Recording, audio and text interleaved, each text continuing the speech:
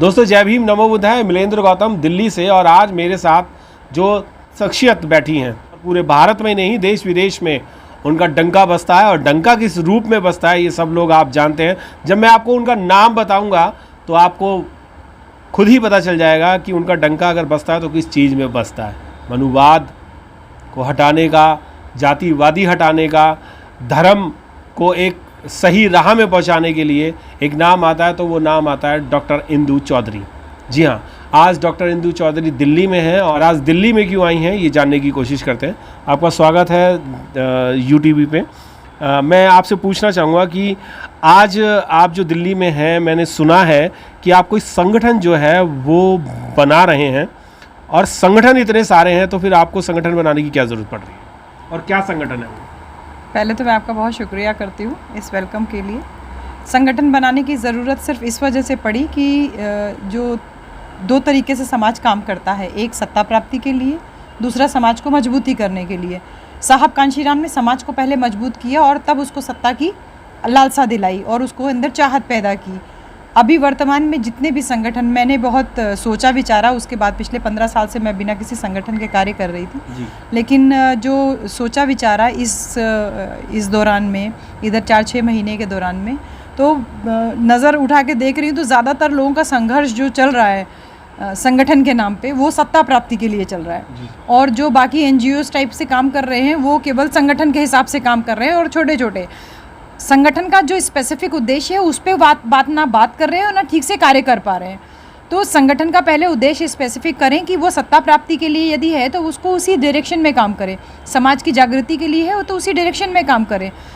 दो तरीके से अगर हम काम करना चाहते हैं, सत्ता प्राप्ति उद्देश्य है तो सत्ता प्राप्ति का उद्देश्य लीजिए, लेकिन जो वो दूरगामी सोच का लेके नहीं चल पाएंगे अगर आप केवल सत्ता के लिए चलते हैं।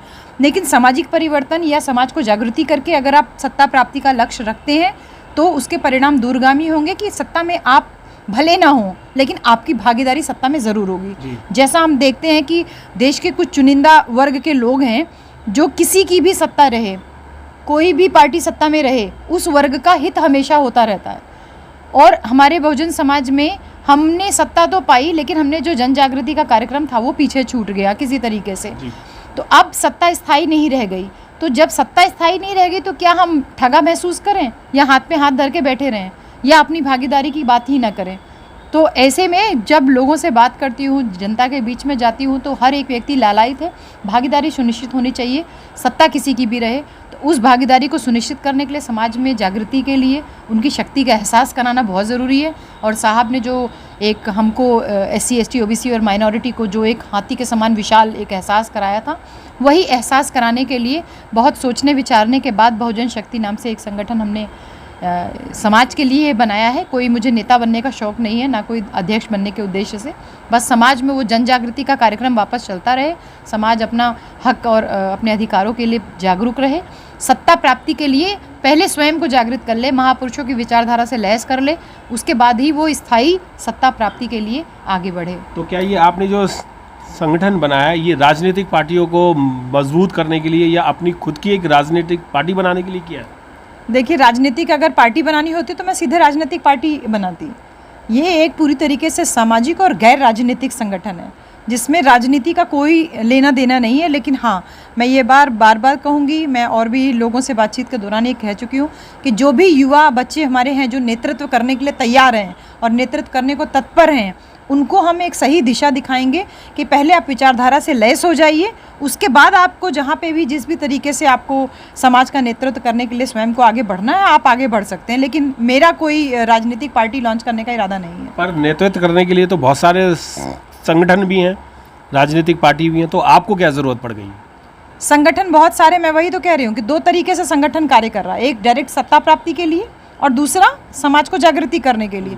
जो युवाओं के संगठन स्पेशली बने हुए हैं या जो सत्ता प्राप्ति के लिए जो संगठन कार्य कर रहे हैं, वो युवाओं को विचारधारा से विपरीत ले जा करके, जैसे आप एक उदाहरण के तौर पे मैं दे रही हूँ, किसी भी जाति पे गर्व करना कहीं पे भी अक्लमंदी नहीं है, क्योंकि ये बहुजन नाम का समाज जो हमको साहब कांशीराम दे के गए थे, गर्व करना है तो समाज पे गर्व करना है। एक जाति विशेष पे गर्व करके युवाओं को दिग्भ्रमित किया जा रहा है, उससे उनको समाज में सेपरेशन सेग्रीगेशन की भावना जो है वो बढ़ाई जा रही है, वो एक अलग थलग। क्योंकि अगर आप अपने आप को ग्रेट महसूस करेंगे तो दूसरी जाति का व्यक्ति भी कहेगा कि मैं तुमसे कम थोड़ी हूँ, और इस तरीके से समाज में विभाजन जो है वो और तेज़ी से बढ़ेगा। मेरा उद्देश्य यही है सिर्फ काम करने का और इस संगठन को बनाने का कि अपनी शक्ति आपकी एक जाति में निहित नहीं हो सकती। एक जाति को लेके आप कोई सामाजिक संगठन नहीं बना सकते, एक जाति को लेकर के कभी आप सत्ता का काम नहीं कर सकते, एक जाति को लेके आप कभी भी कोई भी सामाजिक कार्य नहीं कर सकते। आपको जब तक समग्र रूप से अपने समाज के उद्देश्य, अपने बहुजन महापुरुषों की विचारधारा पे अगर आप काम नहीं करोगे तो आप किसी भी संगठन में कभी भी स्थायी रूप से कार्य नहीं कर पाओगे। तो फिर आपके संगठन में कौन कौन सी जाति के लोग होंगे, या कोई जाति का लोग होगा ही नहीं, सिर्फ आप ही की जाति के लोग होंगे? देखिए, मैं ये फिर कह रही हूँ कि ये मेरा संगठन नहीं है, इसका नाम बहुजन शक्ति है।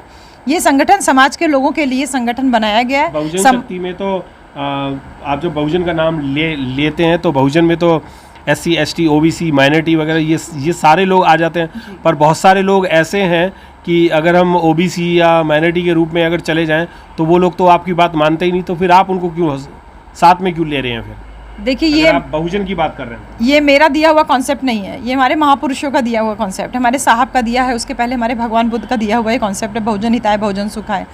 हम केवल उस विचारधारा पे चलने का प्रयास कर रहे हैं। समाज का जो एक बड़ा तबका है जो कि भागीदारी में जिसको हिस्सा नहीं दिया गया है, वो हिस्सा कैसे पाएगा?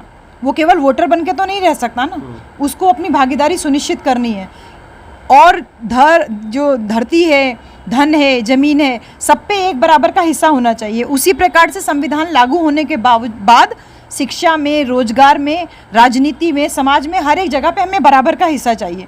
तो वो बराबर की भागीदारी का हिस्सा हमको कैसे मिलेगा? जब तक हम संगठित नहीं होंगे, कुछ मुट्ठी भर लोग हर एक जगह पे, चाहे न्यायपालिका हो, चाहे कार्यपालिका हो, या आप कहीं पे भी देख लीजिए, मुट्ठी भर लोगों का वर्चस्व हर जगह दिखाई देता है। तो जो कम संख्या में लोग हैं उनका वर्चस्व आपको सब जगह दिखता है, और जो मेजॉरिटी लोग हैं जिनको माइनॉरिटी एक तरीके से ट्रीट किया जा रहा है, माइनॉरिटी से भी बदतर ट्रीट किया जा रहा है, तो ये जो मेजॉरिटी जनता है जिसको साहब कांशीराम बहुजन नाम दे करके गए, इसको अपनी भागीदारी सुनिश्चित करने के लिए एक मंच पे एकजुट होकर के काम करना पड़ेगा। और यही मेरा प्रयास है कि आप आज नहीं तो कल समझोगे।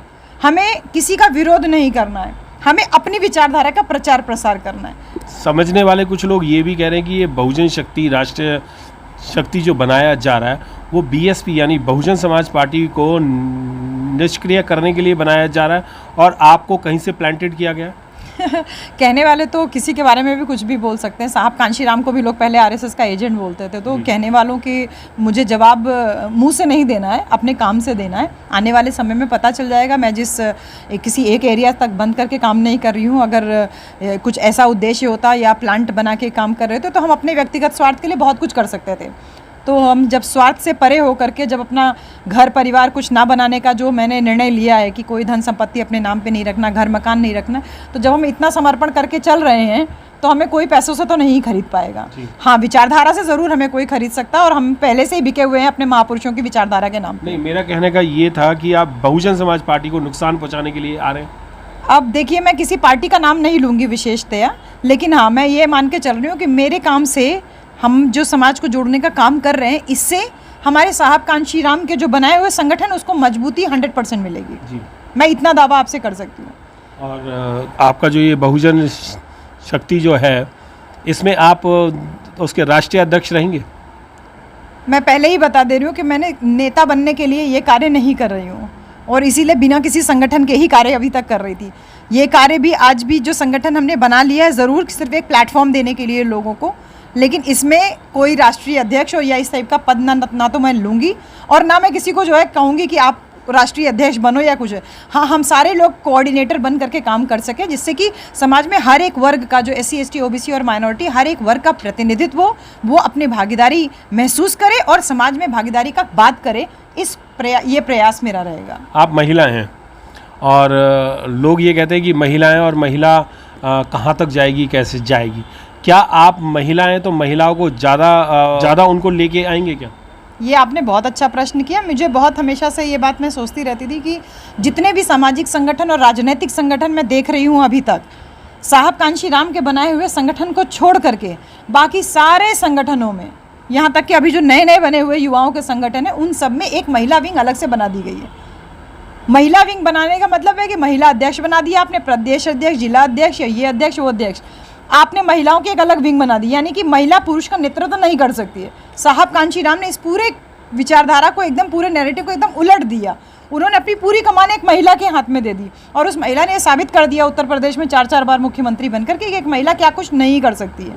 तो हमारी प्रेरणा तो साहब कांशीराम है कि उन्होंने जिस तरीके से, जो बाबा साहब ने बात कही थी कि समाज की तरक्की हम महिलाओं की तरक्की से नापते हैं, आंकते हैं, वो काम साहब ने किया। अब साहब की बात को हम आगे अपने देखते हैं, जो उनकी बनाई हुई उत्तराधिकारी हैं उनको एक सशक्त महिला के रूप में हम देखते हैं। तो हम कोई अलग से महिला विंग या नहीं है, हाँ ये कि इस संगठन में निश्चित रूप से महिला हमेशा मोर्चे पे रहेगी, फ्रंट पे रहेगी। बहुजन समाज पार्टी बनाने का जो श्रेय जाता है वो साहब की वो है, देन है वो साहब काशीराम जी की। तो साहब काशीराम जी की पार्टी को आप बल देने आए हैं?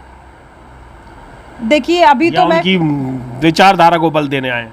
हम साहब की विचारधारा को बल देने आए हैं। साहब ने कहा था राजनीति चले ना चले, सत्ता मिले ना मिले, सामाजिक परिवर्तन की गति कभी रुकनी नहीं चाहिए।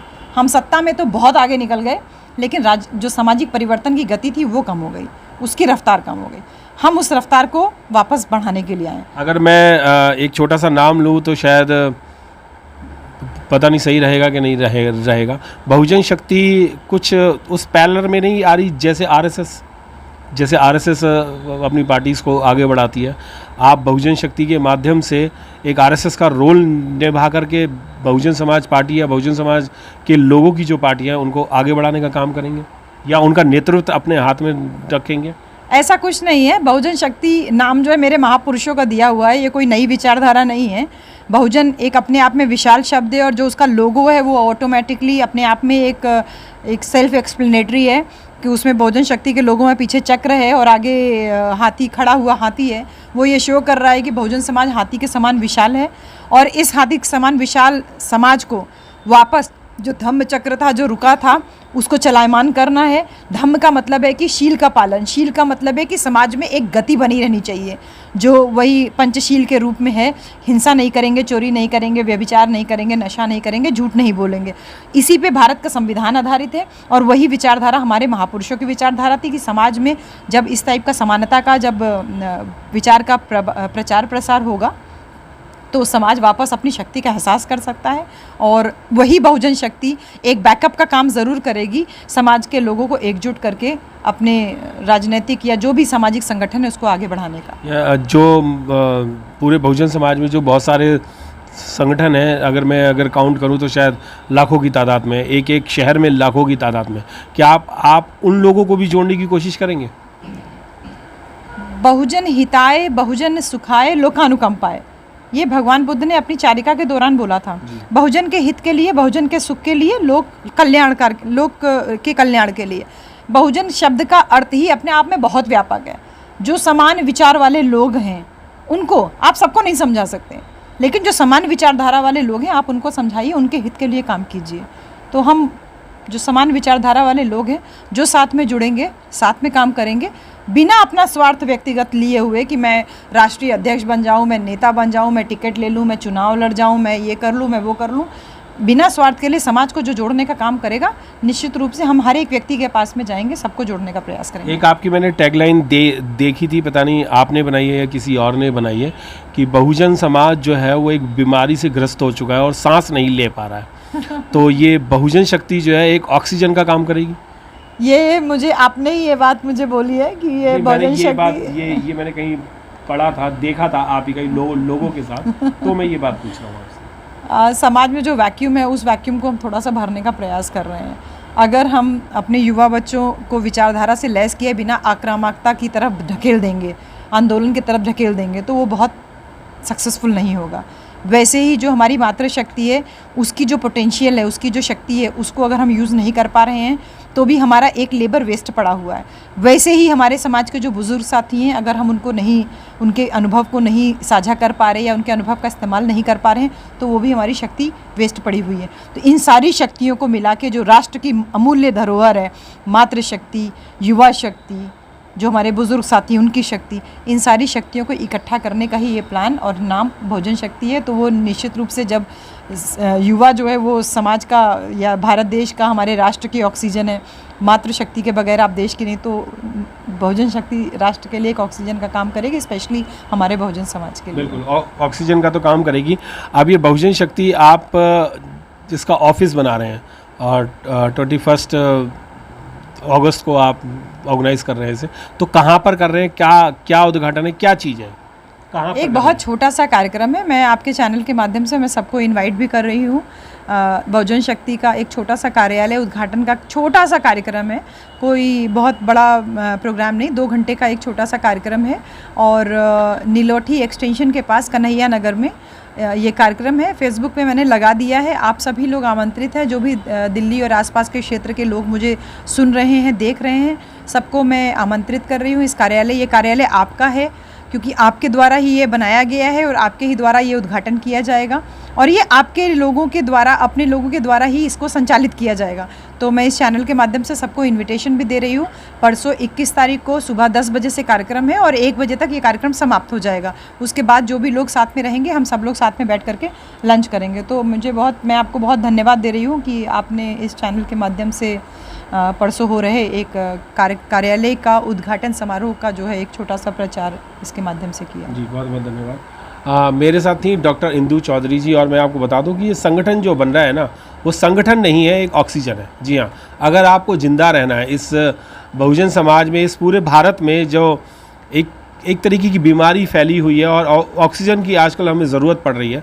संगठन बहुत सारे हैं पर बीमारी के तौर पे काम कर रहे हैं। अगर इन बीमारियों से दूर होना है तो एक संगठन में हम सबको आना पड़ेगा। और अगर हम इंदु चौधरी जी के साथ अगर आते हैं सब लोग, और पूरे भारत का बहुजन समाज अगर इनके साथ एकजुट होकर के काम करता है, तो निश्चित रूप से प्रधानमंत्री भी आपका होगा और राष्ट्रपति भी आपका होगा। और जो आप चाहेंगे, जो आपके हक हैं, हक और अधिकार हैं, वो भी पूरे होंगे।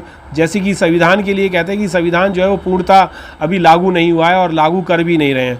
आपकी सरकार होगी, आपका दमखम होगा, तो वो संविधान भी पूर्णतः लागू होगा। अगर ऑक्सीजन चाहिए तो बहुजन शक्ति में आए। जय भीम, नमो बुद्धाय।